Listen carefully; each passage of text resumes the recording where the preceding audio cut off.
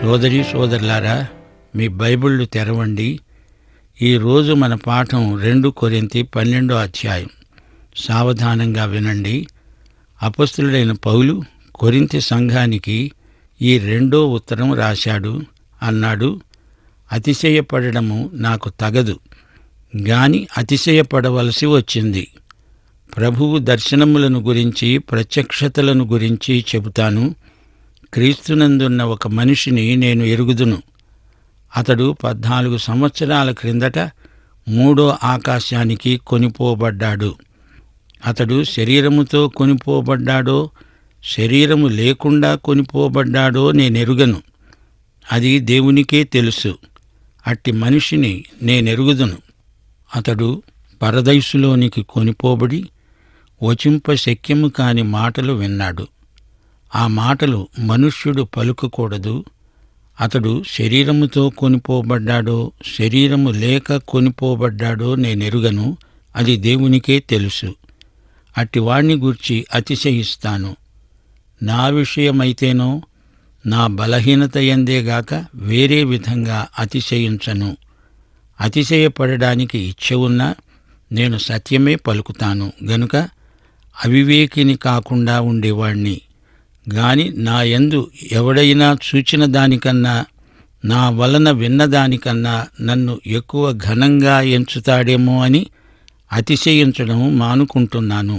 నాకు కలిగిన ప్రత్యక్షతలు బహు విశేషముగా ఉన్నందున నేను అత్యధికముగా హెచ్చిపోకుండా ఉండే నిమిత్తము నాకు శరీరములో ఒక ముల్లు నేను అత్యధికముగా హెచ్చిపోకుండా ఉండాలని నన్ను నలగొట్టడానికి సైతాను యొక్క దూతగా ఉంచబడింది. అది నా వద్ద నుండి తొలగిపోవాలని దాని విషయమై ముమ్మారు ప్రభువును వేడుకున్నాను. అందుకాయన నాతో అన్నాడు, నా కృప నీకు చాలు. బలహీనత యందే నా శక్తి పరిపూర్ణమవుతున్నది. కాగా క్రీస్తు శక్తి నా మీద నిలిచి ఉండే నిమిత్తము విశేషముగా నా బలహీనతల యందే బహు సంతోషముగా అతిశయపడతాను. నేను ఎప్పుడు బలహీనున్నో అప్పుడే బలవంతుణ్ణి. గనుక క్రీస్తు నిమిత్తము నాకు కలిగిన బలహీనతల్లో, నిందలలో, ఇబ్బందులలో, హింసలలో, ఉపద్రవములలో నేను సంతోషిస్తున్నాను. శ్రోతలు వింటున్నారా? పౌలు యొక్క అపొస్తలత్వమును గురించిన దర్శనములు ఎంతో గంభీరమైనవి, అర్థవంతమైనవి. ఈ రోజుల్లో అంతరిక్షయాత్రను గురించి అందరూ చెప్పుకుంటున్నారు. చంద్రమండలానికి వ్యోమగాములు వెడుతున్నారు. గ్రహాల మధ్య ప్రయాణాలు మామూలయ్యే రోజులు రాబోతున్నాయి అంటున్నారు. మానవుడికి అంతరిక్షం ఎంతో దగ్గర అనిపిస్తోంది. బైబిలులో 3 వ్యక్తులు అంతరిక్షానికి ఇంకా పైగా వెళ్లిన వారున్నారు. కొత్త నిబంధనలోని వారే ఈ 3. పాత నిబంధనలోని హనోకు, ఏలియాల మాటేమిటి? వారు పైకి 3వ ఆకాశానికి ఎక్కిపోయిన వారు కారు. యోహాను సువార్త 3వ అధ్యాయం 13వ వచనంలో ప్రభు అన్నాడు, పరలోకము నుండి దిగివచ్చిన వాడే, అనగా పరలోకములో ఉండే మనుష్య కుమారుడు తప్ప పరలోకమునకు ఎక్కిపోయిన వాడు ఎవడూ లేడు. ఏలియా ఎత్తబడ్డాడు అంటారా? పైన 3 ఆకాశాలున్నాయి. పక్షులు మొదటి ఆకాశం వరకు ఎగురుతాయి. 2వ ఆకాశంలో నక్షత్రాలున్నాయి. 3వ ఆకాశంలో దేవుడు సింహాసనాసీనుడై ఉన్నాడు. ఏలియా నక్షత్రాకాశం అంతరిక్షానికి ఎత్తబడ్డాడు. అది ఏలియా ప్రత్యేకత.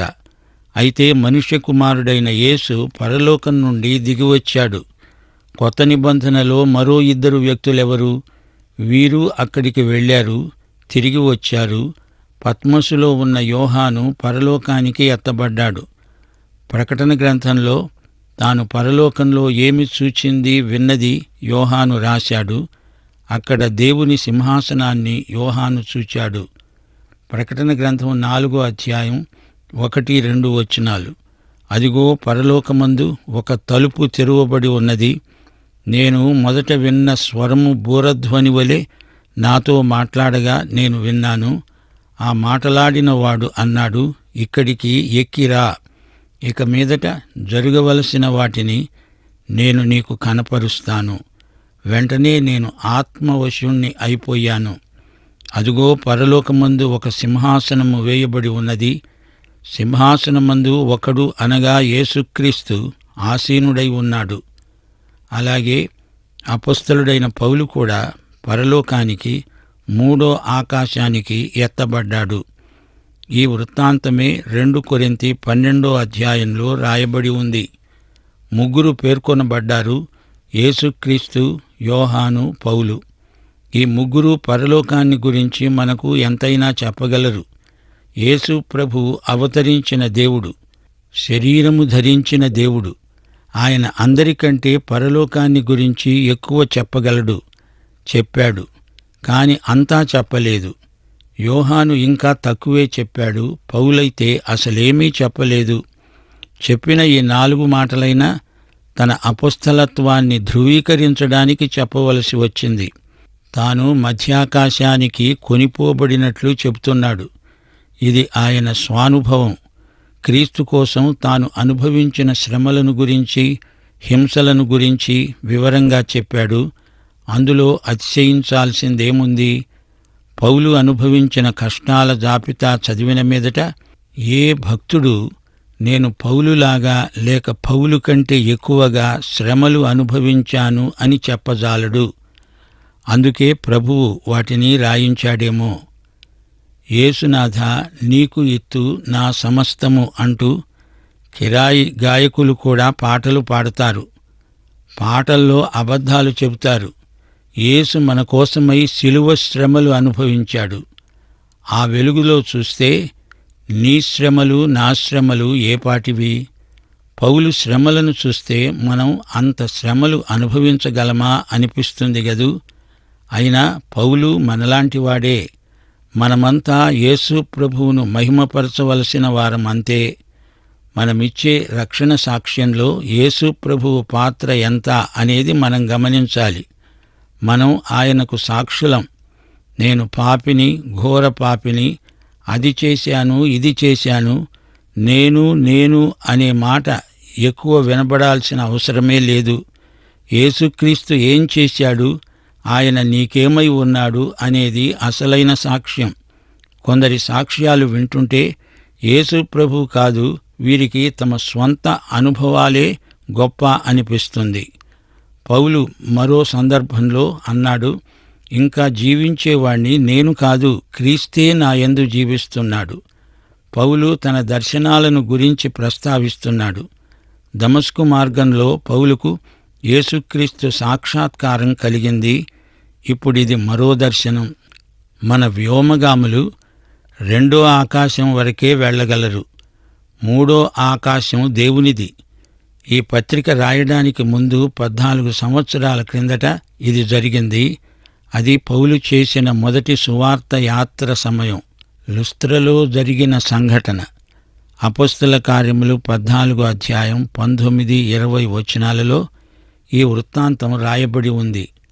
అంతియొకయ్య నుండి, ఈకొనియ నుండి యూదులు వచ్చి జనసమూహములను తమ పక్షముగా చేసుకొని పౌలు మీద రాళ్లు రువ్వి అతడు చనిపోయాడనుకొని పట్టణము వెలుపలికి అతణ్ణి ఈడ్చి పారేశారు.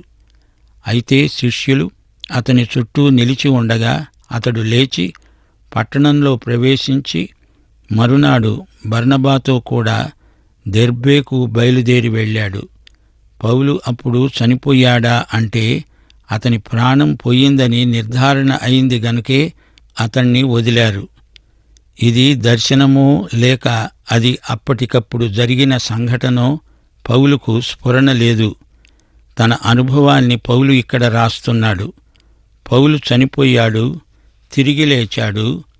పౌలు 3వ ఆకాశానికి ఎత్తబడ్డాడు. కాని అక్కడ పౌలు తానేమి చూచింది, ఏమి విన్నది చెప్పకూడదని ప్రభువు ఆజ్ఞ. ఇందులో పౌలు విషయంలో స్వాతిశయమేమీ లేదు. పరలోకానికి ఎక్కిపోయి మానవ మాతృలు వినకూడని సంగతులు విన్నవాడు, చూచినవాడు, దమస్కులో ప్రాణాలు గుప్పిట్లో పెట్టుకొని గంపలో దాక్కొని గోడ దాటి పారిపోయిన పౌలే. పౌలు శరీరంలో ముళ్ళు ఉంది చూడండి. తన బలహీనతలు చెబుతాడు గాని పరలోకంలో ఏమి చూచాడో అది చెప్పడేమిటి? ప్రభువు చెప్పవద్దు అన్నాడు. పౌలు శరీరంలో ముళ్ళు సైతాను దూత. ఆ ముళ్ళు ఏమిటో పౌలు చెప్పలేదు, మనకు తెలియదు. ఇంత గొప్ప దర్శనం నాకు ఉంది అని రెచ్చిపోకుండా పౌలు శరీరంలో ముళ్ళు ఉండనిచ్చాడు దేవుడు. ముళ్ళు తీసివేయమని 3 సార్లు ప్రార్థించినా దేవుడు తీసివేయలేదు.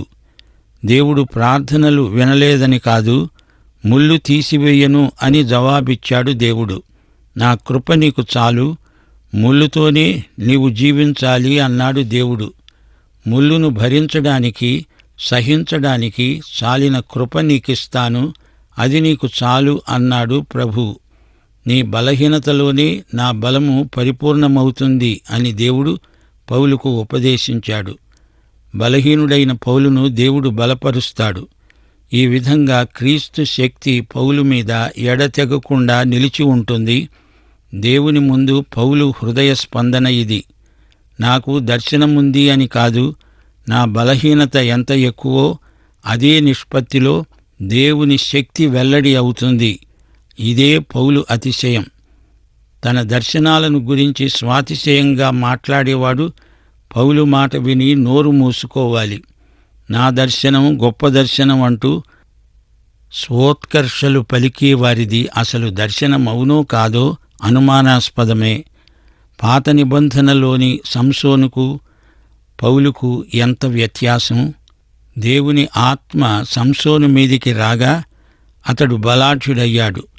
అతని శారీరక బలాధిక్యాన్ని చూచి అందరూ ఆశ్చర్యపోయారు. అయితే ఒకరోజు సంసోను ఎంతో బలహీనుడయ్యాడు. బలవంతులు బలహీనులవుతారు, బలహీనులు మహాబలాఢ్యులవుతారు. దేవుడు బలహీనులను వాడుకుంటాడు అంటే ఇదే. 11వ వచనం నుండి, నేను అవివేకినయ్యాను, మీరే నన్ను బలవంతం చేశారు. నేను మీ చేత మెప్పు పొందాల్సిన వాణ్ణి, ఏలయనగా నేను ఏమాత్రపు వాణ్ణి కాకపోయినా మిక్కిలి శ్రేష్ఠులైన ఈ అపొస్తలుల కంటే నేను ఏ విషయములోనూ తక్కువ వాణ్ణి కాను. సూచక క్రియలు, అద్భుతాలు, మహత్కార్యాలు చేయటం వల్ల అపొస్తలుల యొక్క చిహ్నములు పూర్ణమైన ఓరిమితో మీ మధ్యను నిజముగా కనపరచబడ్డాయి. నేను మీకు భారముగా ఉండలేదు అనే విషయములో తప్ప మరి ఏ విషయములో మీరు ఇతర సంఘముల కంటే తక్కువ వారయ్యారు? నేను చేసిన ఈ అన్యాయమును క్షమించండి. ఇదిగో ఈ 3వసారి మీ వద్దకు రావడానికి సిద్ధంగా ఉన్నాను. వచ్చినప్పుడు మీకు భారముగా ఉండను. మీ సొత్తును కాదు, మిమ్ములనే కోరుతున్నాను. పిల్లలు తల్లిదండ్రుల కోసము కాదు, తల్లిదండ్రులే పిల్లల కోసం ఆస్తి కూర్చడం తగినది కదా. కాబట్టి నాకు కలిగినది యావత్తు మీ ఆత్మల కొరకు సంతోషముగా వ్యయపరుస్తాను. నేను మిమ్ములను ఎంత ఎక్కువగా ప్రేమిస్తున్నానో అంత తక్కువగా మీరు నన్ను ప్రేమిస్తారా? అది అలా ఉండనివ్వండి. నేను మీకు భారముగా ఉండలేదు గాని యుక్తిగలవాడనై మిమ్ములను తంత్రము చేత పట్టుకున్నాను అని చెప్తారేమో. నేను మీ వద్దకు పంపిన వారిలో ఎవని వలననైనా మిమ్ములను మోసపుచ్చి ఆర్జించుకున్నానా? మీ వద్దకు వెళ్ళడానికి తీతును హెచ్చరించి అతనితో కూడా ఒక సహోదరుణ్ణి పంపాను. తీతు మిమ్ములను మోసపుచ్చి ఏమైనా ఆర్జించుకున్నాడా? మేము ఒక్క ఆత్మ వలననే ఒక్క అడుగుజాడలయందే నడుచుకోలేదా? మేము ఇంతవరకు మా విషయమై మీకు సమాధానము చెప్పుకుంటున్నాము అని మీకు తోస్తున్నదేమో. దేవుని ఎదుటనే క్రీస్తునందు మాట్లాడుతున్నాను. ప్రియులారా, మీ క్షేమాభివృద్ధి కొరకు ఇవన్నీ చెబుతున్నాను. ఎందుకనగా ఒకవేళ నేను వచ్చినప్పుడు మీరు నాకిష్టులుగా ఉండరేమో అని, నేను మీకు ఇష్టుడనుగా ఉండనేమో అని, ఒకవేళ కలహము, అసూయ, క్రోధము, కక్షలు, కొండెములు, గుసగుసలాడడము, ఉప్పొంగడము, అల్లరులు ఉంటాయేమో అని నేను మరల వచ్చినప్పుడు నా దేవుడు మీ మధ్యన నన్ను చిన్నబుచ్చుతాడేమో అని, మునుపు పాపము చేసి తాము జరిగించిన అపవిత్రత, జారత్వము, పోకిరి చేష్టల నిమిత్తము మారు మనస్సు పొందని అనేకులను గూర్చి దుఃఖపడవలసి వస్తుందేమో అని భయపడుతున్నాను. ప్రియ శ్రోతలు వింటున్నారా? తానే అన్ని విషయాలలో కొరింథీ సంఘస్థులను క్షమాపణ అడుగుతున్నాడు. ఎంత తగ్గింపు! అపొస్తలుల్లో కడపటివాణ్ణే అయినా అపొస్తలిక ప్రముఖులలో నేను ఎవరికీ ఎంతమాత్రమూ తీసిపోను అంటున్నాడు. అపొస్తలులకు దేవుడు కొన్ని ప్రత్యేక వరములిచ్చి వారి సేవను బలపరిచాడు. స్వస్థత వరమిచ్చాడు. మృతులను సైతం బ్రతికించారు. అన్యభాషలలో మాట్లాడారు. వివిధ భాషలలో సువార్త ప్రకటించారు. గలతీ ప్రాంతంలో ఇంచుమించు 50 భాషలున్నాయి. పౌలు ఆ భాషలన్నిటిలో సువార్త ప్రకటించాడు. వారెక్కడ ఈ భాషలు నేర్చుకున్నారు అంటే పరిశుద్ధాత్మ ఆ వరమిచ్చాడు. లేకపోతే ఒక్కొక్క భాష నేర్చుకోవడానికి కొన్ని సంవత్సరాలు పడుతుంది. సూచక క్రియలు జరిగాయి. వీటిని బట్టి వీరి అపొస్తలత్వము ధృవపరచబడింది. పరలోకంలో తాను చూచినవన్నీ పౌలు ఎందుకు చెప్పలేదు? ప్రభువు ఎందుకు చెప్పనీయలేదు? ఇక్కడ ఉన్న మనం అదంతా వింటే ఇక్కడ ఉండడానికి ఇష్టపడం. వెంటనే వెళ్ళిపోతాము అంటాము. అక్కడికి వెళ్లే వరకు ఇక్కడ ఉన్న మనం పరలోకమద్భుత సీమ అని మనోనేత్రాలతో చూస్తే చాలు. ఇక్కడ ఉండి సేవ చేయాలి. పరలోకము కొరకు ఆత్మలను సంపాదించాలి గదా. పరలోకంలో ఉన్న ప్రభువును తెలుసుకోండి, ఆయనను అనుభవించండి. ప్రస్తుతానికి అది చాలు. పైనున్న వాటిని వెదకండి అని వెంటనే క్రీస్తు అక్కడ తండ్రి కుడిపార్శ్వమున ఉన్నాడు అని కొలసీ పత్రిక 3వ అధ్యాయంలో పౌలు చెప్పాడు. ఆయన యందు లక్ష్యముంచండి. పౌలు కొరింథీ సంఘబిడ్డలకు ఆధ్యాత్మిక తండ్రి. వారినందరినీ క్రీస్తు వద్దకు నడిపించాడు. అక్కడ సంఘం స్థాపించినవాడు పౌలే. నేను మిమ్ములను ప్రేమించినంత మీరు నన్ను ప్రేమించలేరా అని పౌలు అడుగుతున్నాడు. నాకు కావలసింది మీరే, మీ సొత్తు కాదు. ప్రభువు ఏమన్నాడు? నన్ను వెంబడించండి, నేను మిమ్ములను మనుష్యులను పట్టే జాలరులనుగా చేస్తాను. అంతేకాని మీరు పట్టే ప్రతి చేప నోట్లో బంగారు నాణెం ఉంటుందని చెప్పలేదే. సులభగ్రాహ్యమయ్యేటట్లు పౌలు అందరికీ సువార్త ప్రకటించాడు. తనతో ఉన్న వారిని అక్కడికి ఇక్కడికి పంపి ధనం సేకరించలేదు. పౌలు కొరింథీకి ఈసారి వెళ్ళినప్పుడు వారి నుండి ఎన్నో ఆధ్యాత్మిక యోగ్యతలను ఆశించాడు.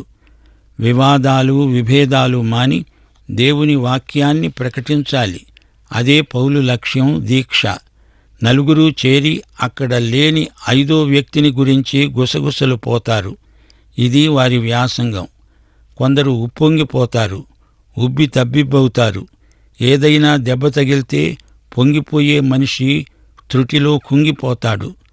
రోమా సామ్రాజ్యమంతటిలో కొరింథీ పట్టణం పాపాల కూడలి.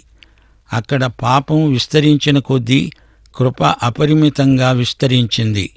కొరింథీ సంఘం లాంటివి ఈ రోజు వరకు లోకంలో ఎన్నెన్నో ఉన్నాయి. సంఘం ఎత్తబడుతుంది.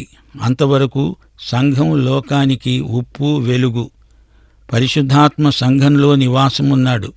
2 తిమోతి 3వ అధ్యాయం 13వ వచనం అంటోంది, దుర్జనులు, వంచకులు, ఇతరులను మోసపరుస్తూ తాము మోసపోతూ అంతకంతకు చెడిపోతారు. ఈ రోజున లోకం చేస్తున్న ఏకైక పాపం యేసును తిరస్కరించడం. ఈ రోజున పరిశుద్ధాత్మ లోకమును, పాపమును గురించి, నీతిని గురించి, తీర్పును గురించి ఒప్పుకొన చేస్తున్నాడు. యేసును హత్య చేసిన లోకానికి పాప నిష్కృతి ఏమిటి? యేసును స్వకీయ రక్షకుడుగా, ప్రభువుగా అంగీకరించడమే. సంఘం యాత్రిక సంఘం. ప్రయాణిస్తూ లోకానికి సువార్త ప్రకటిస్తుంది. సంఘబిడ్డలందరూ పరిశుద్ధ జీవితానికి అంకితమైపోవాలి. ప్రభువు మహిమార్థమై జీవించాలి. వాక్యమందు, వాక్య ప్రకటన యందు సంఘానికి ఆసక్తి సన్నగిల్లిందంటే అన్ని అరిష్టాలు ప్రాప్తిస్తాయి. ప్రభువు ప్రేమించిన సంఘం తన సంఘ వధువును వాక్యోదక స్నానమందు పవిత్రీకరించుకుంటాడు. ప్రతి విశ్వాసిని తన ఎదుట నిర్దోషంగా, నిష్కళంకంగా తీర్చిదిద్ది నిలువబెట్టుకుంటాడు.